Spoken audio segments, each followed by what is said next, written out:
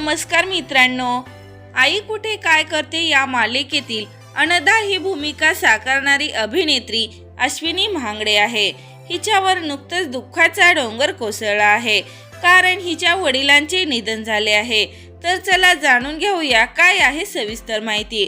अश्विनीचे वडील प्रदीप कुमार महांगडे होते। त्यांना कोरोनाची लागण झाली होती। त्यांच्यावर हॉस्पिटलमध्ये उपचार सुरू होते।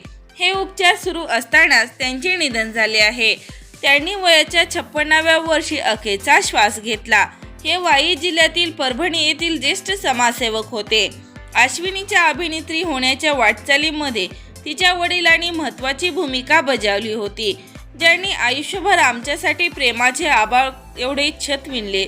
रोजचाच दिवस त्यांचा, पण आज त्यांना सांगणे गरजेचे आहे की मी खूप ऋणी आहे तुमची, कारण हे आयुष्य तुम्ही दिलेले आहे, तुमच्या आशीर्वादाने फुललेले आहे।